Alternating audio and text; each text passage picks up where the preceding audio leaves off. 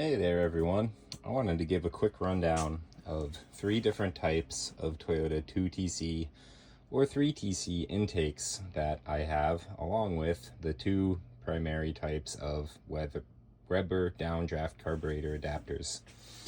So it's kind of interesting. I didn't realize until very recently when I got a few of these in a parts stash that even though these all basically look like almost the same casting, they're actually quite different.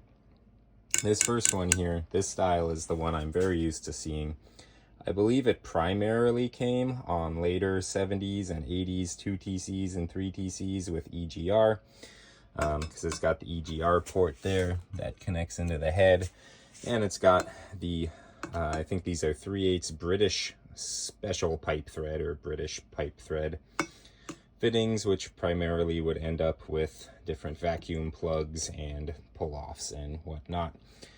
But what I really wanted to talk about is how the plenum areas of each of these differ and what to look for if you want one that's for more performance. So this intake, I have an old video that I should really upload where I went through and showed how I carved out like areas like this, where if you get your finger in there, there's a pretty large obstruction in the bore going to the number 1 and number 2 cylinders. And then on this side, you can see how much smaller the bore going from the plenum to the number 3 and 4 cylinders are in that side. But basically, if you come in with a die grinder and you hog out there, and you hog out a bunch of material here and here, you can get them very close to even. I did that on my 82 sedan, and I think for the first time ever when pulling spark plugs as a result to check my tune, I actually had very even color on all 4. So anyway, if you've got one of these, it's worth spending some time to open that up. Now this, I didn't know was a thing. There must be different molds, because this is another of the later style looking intake manifolds with the EGR port. The same plugs, EGR, da-da-da-da-da.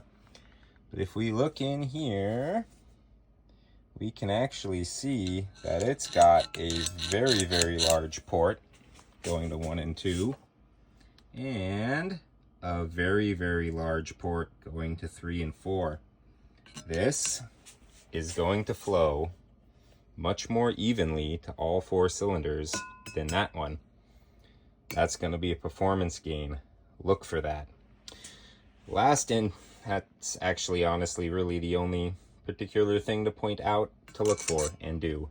And then this is an older 2TC intake manifold. You can tell it does not have the EGR port here.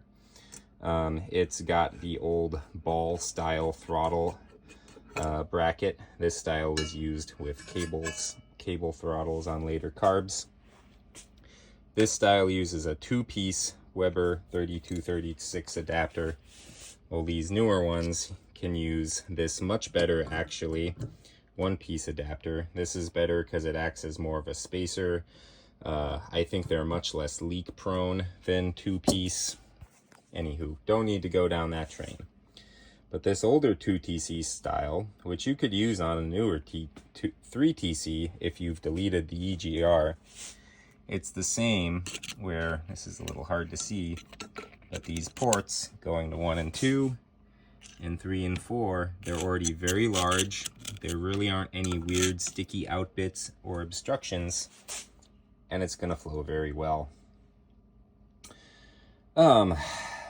That honestly is kind of all I think I wanted to cover. You can also see on the later manifolds they have some more casting material and threaded holes for, I forget what that bracket is. They all will have the 1/8 British pipe thread right there, right there, right there for your brake booster, and another one there you can drill for other things if you want. The giant vacuum dually for that goes to the factory air cleaner. One of these goes to PCV and the other usually goes to a big vacuum block thing, but it's not actually very important, I don't think, because most of the time those get deleted anymore. We can see this one's a little different. It just has that's for PCV, and that one might actually be, or it is a vacuum port. And anywho, that's kind of that.